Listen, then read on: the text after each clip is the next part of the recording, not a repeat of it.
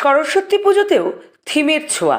সৌজন্যে ইন্দাসের ব্লক এলাকার বিভিন্ন স্কুলের কন্যাশ্রী প্রাপ্ত ছাত্রীরা, তাদের হাত ধরেই সম্ভবত রাজ্যে এই প্রথম সরস্বতী পুজো মণ্ডপ ও প্রতিমায় উঠে এলো রাজ্য সরকারের অতি জনপ্রিয় প্রকল্প সবুজ সাথী।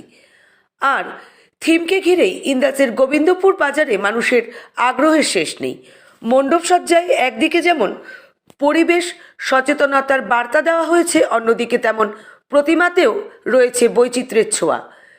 চিরাচরিত বাহন হাঁস নয়, বিদ্যার দেবী সরস্বতী কন্যাশ্রীদের মণ্ডপে হাজির হয়েছেন রাজ্য সরকারের সবুজ সাথী সাইকেল চড়েই। কন্যাশ্রীদের এই পুজোতে সাহায্যের হাত বাড়িয়ে দিয়েছেন ওই এলাকার মানুষও। নিজেদের জমানো টাকার পাশাপাশি এলাকার মানুষের কাছ থেকে সংগৃহীত অর্থেই এই পুজোর আয়োজন, এমনটাই জানিয়েছেন অন্যতম উদ্যোক্তা কন্যাশ্রী মনীষা পারভিন ও কন্যাশ্রী অঙ্কিতা দে।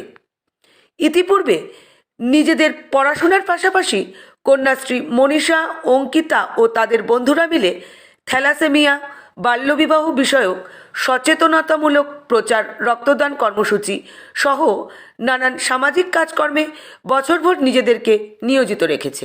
এবার তাদের হাত ধরেই বাগদেবীর আরাধনাও একদিকে যথেষ্ট তাৎপর্যপূর্ণ, অন্যদিকে বেশ নজরকাড়াও বলে ওই এলাকার মানুষ জানিয়েছেন। বাঁকুড়া থেকে আব্দুল হাইয়ের রিপোর্ট, আমাদের টিভি।